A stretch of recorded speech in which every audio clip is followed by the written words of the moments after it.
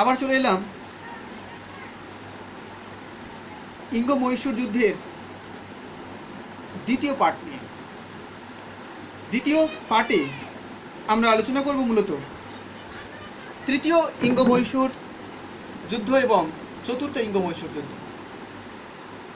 তৃতীয় ইঙ্গ মহীশূর যুদ্ধ হয়েছিল 1790 থেকে 1792 খ্রিস্টাব্দ পর্যন্ত এবং এই যুদ্ধের পরিসমাপ্তি ঘটেছিল 1792 খ্রিস্টাব্দে শ্রীরঙ্গপত্তমের সন্ধির দ্বারা। চতুর্থ ইঙ্গ মহীশূর যুদ্ধ হয়েছিল 1799 খ্রিস্টাব্দে এবং এই যুদ্ধের পরিসমাপ্তি ঘটেছিল অধীনতামূলক মিত্রতা নীতি গ্রহণের মাধ্যমে। অর্থাৎ মহীশূর চতুর্থ ইঙ্গ মহীশূর যুদ্ধে পরাজিত হয়ে অধীনতামূলক মিত্রতা নীতি গ্রহণ করেছিল। তো শুরু করা যাক টিপু সুলতানের সময়কালে যে দুটি ইঙ্গ মহীশূর যুদ্ধ হয়েছিল তার বিস্তারিত আলোচনা নিয়ে। প্রথম তৃতীয় ইঙ্গ মহীশূর যুদ্ধ 1782 খ্রিস্টাব্দে হায়দারের মৃত্যুর পর টিপু ইংরেজদের বিরুদ্ধে দ্বিতীয় ইঙ্গ মহীশূর যুদ্ধে তিনি বীর বিক্রমে যুদ্ধ করেছিলেন। এরপর 1784 খ্রিস্টাব্দে ম্যাঙ্গালোর সন্ধি দ্বারা এই যুদ্ধের অবসমাপ্তি ঘটে, কিন্তু ম্যাঙ্গালোরের সন্ধি ছিল সামরিক যুদ্ধবিরতি মাত্র। যুদ্ধের অবসান ঘটলে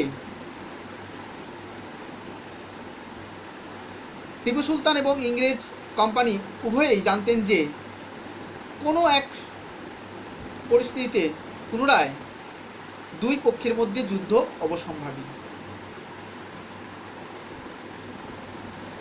বাস্তব পক্ষে দুই পক্ষই ম্যাঙ্গালোরের সন্ধিকে সামরিক যুদ্ধবিরতি মনে করে নিজেদের শক্তি বৃদ্ধিতে মনোনিবেশ করলেন। ইতিমধ্যে 1784 খ্রিস্টাব্দে পিটের ভারত শাসন আইনে সুস্পষ্টভাবে নির্দেশ দেওয়া হলো যে কোম্পানি ভারতে আত্মরক্ষা ভিন্ন আর কোনো যুদ্ধে জড়িয়ে পড়বেন না।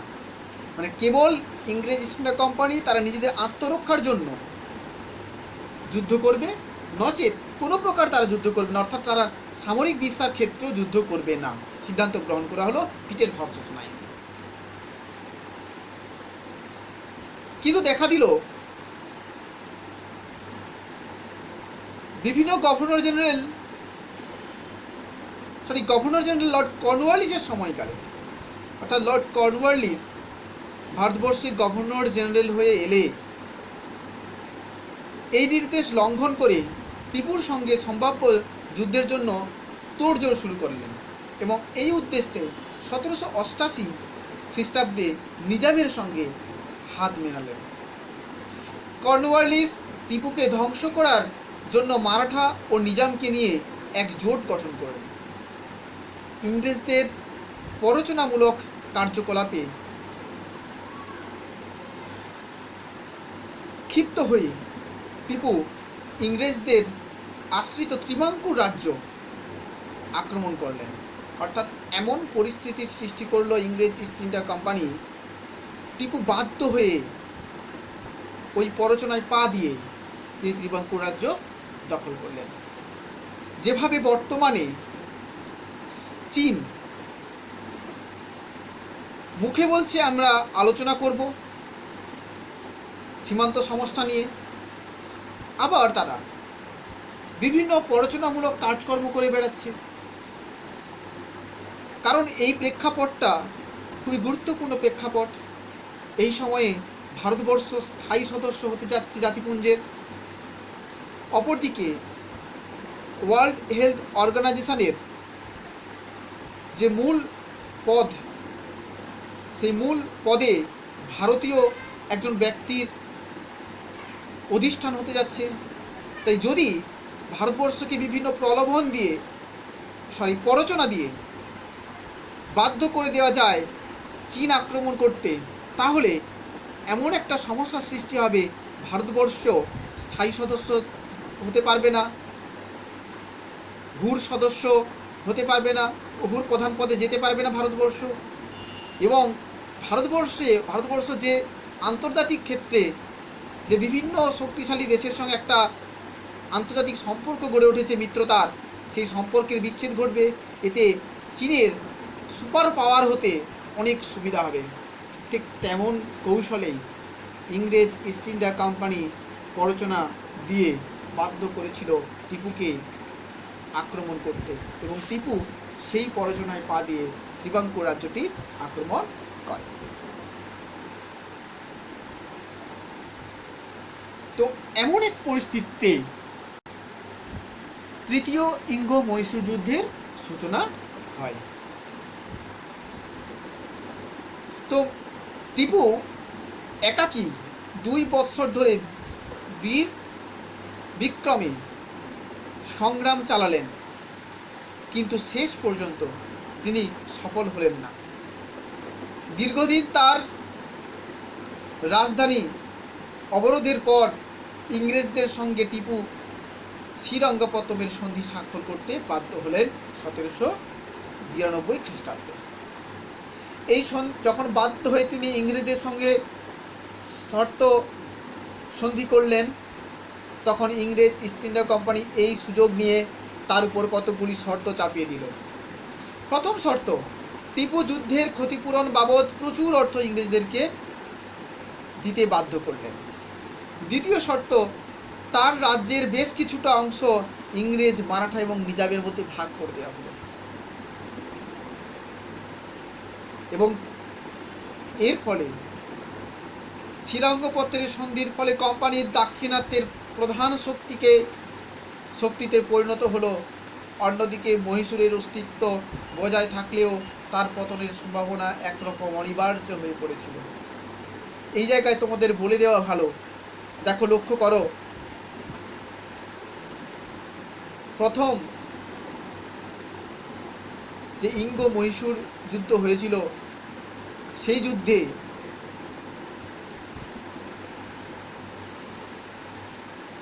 যে শ্রীরঙ্গপত্তমের সন্ধি স্বাক্ষরিত হয়েছিল, প্রথম যুদ্ধে যে স্বাক্ষরিত হয়েছিল, প্রথম যুদ্ধে যে সন্ধি দ্বারা পরিসমাপ্তি ঘটেছিল,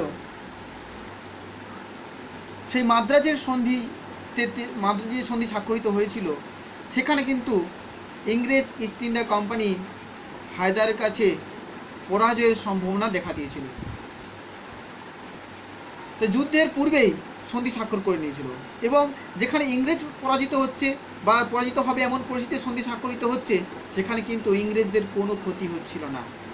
কিন্তু যখন ইংরেজরা জয়লাভ করছে বা জয়লাভ করার সম্ভাবনা দেখা দিচ্ছে, সেখানে কিন্তু ইংরেজরা তারা লাভ করছে এবং পরাজিত পক্ষ ক্ষতির সম্মুখীন হচ্ছে। এখানে তেমনভাবে টিপু সুলতান ক্ষতির সম্মুখীন হল। যাই হোক, পরবর্তীকালে 1799 খ্রিস্টাব্দে লর্ড ওয়েলেসলির সময়কালে চতুর্থ অর্থাৎ শেষ ইঙ্গ মহীশূর যুদ্ধ ঘটে। ঘোর সাম্রাজ্যবাদী ওয়েলেসলি দেশীয় রাজ্যগুলিকে গ্রাস করে সমগ্র ভারতে ব্রিটিশ প্রভুত্ব স্থাপনে আগ্রহী ছিলেন। ইতিপূর্বে ফরাসি বীর নেপোলিয়ন মিশর অভিযান শুরু করলেন। টিপু শ্রীরঙ্গপত্তমের সন্ধির অপমান ভুলতে পারছিলেন না। তিনি মরিশাসের ফরাসিদের কাছে, কাবুলের অধিপতি জামান শাহের কাছে এবং তুরস্কের সুলতানের কাছে সাহায্য চেয়ে দূত পাঠালেন। তিনি চেষ্টা করলেন বিদেশি শক্তিকে তার সঙ্গে যুক্ত করে তার শক্তি বৃদ্ধি করার। টিপু কার্যকলাপ ওয়েলেসলির মনে আশঙ্কা সৃষ্টি করল। টিপু